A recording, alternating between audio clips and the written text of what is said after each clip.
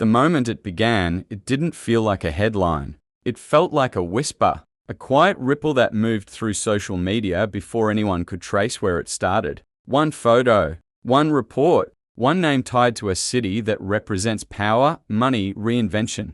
Meghan Markle, Dubai. And suddenly, the internet wasn't just watching anymore. It was spiraling. At first, it seemed harmless. A fleeting mention, a suggestion that Meghan had been seen, or was expected, or was quietly connected to something unfolding behind closed doors. But in today's world, whispers don't stay whispers. They become theories. They become narratives. They become battles. Within hours, timelines were flooded. Screens glowed with speculation. And the question that refused to settle was simple yet explosive: why Dubai? And why now? To understand why this moment hit so hard, you have to understand what Meghan Markle represents to millions of people who have never met her. She is not just a public figure. She is an idea. To some, she is independence and defiance. To others, she is controversy and disruption. And to many, she is a mirror reflecting everything they feel about power, privilege, and who gets to rewrite the rules. When her name appears, it doesn't land gently. It detonates. Dubai added another layer. A city built on spectacle, on ambition, on reinvention. A place where identities are reshaped and futures are negotiated in private rooms far above the ground. The association alone was enough to set imaginations on fire. People didn't wait for facts. They filled in the blanks themselves. Was this a business move? A personal escape? A strategic alignment? Or something deeper, something emotional, something unresolved? Supporters moved quickly, almost instinctively. They framed the buzz as proof of Meghan's global pull. They saw a woman who had been boxed in by tradition now moving freely across the world, choosing her own spaces, writing her own chapters. Dubai, in their eyes, symbolized autonomy. A place where she could exist without apology, without explanation, without asking permission.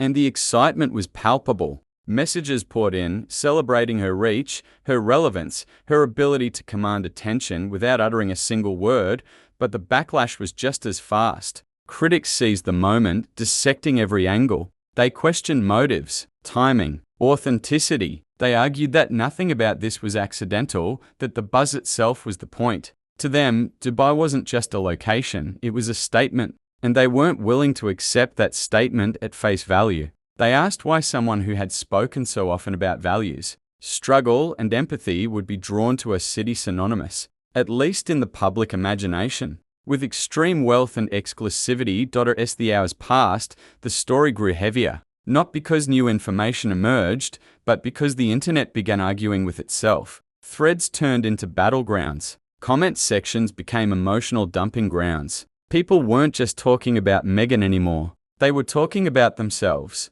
their frustrations, their beliefs, their fears about who controls narratives and who benefits from attention.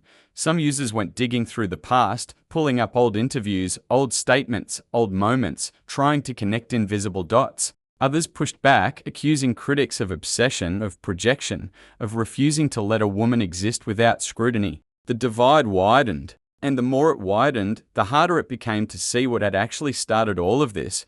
What made the meltdown so intense was the silence. Meghan didn't immediately address it. No clarification, no denial, no confirmation. And in the absence of her voice, everyone else spoke louder. Silence became interpreted as strategy by some and avoidance by others. Every hour without a statement fueled more speculation. Was she letting the story burn itself out? Or was she watching carefully as the world argued on her behalf and against her? There's a moment in every public controversy when the original spark becomes irrelevant. This was that moment. The Dubai buzz stopped being about location or appearance. It became about meaning. People wanted this moment to prove something they already believed. For supporters, it proved resilience. For critics, it proved calculation. And for casual observers, it proved something unsettling about the speed and intensity of modern outrage. Behind the screens, there's a human reality that often gets lost. Imagine being aware that your name alone can cause this kind of reaction,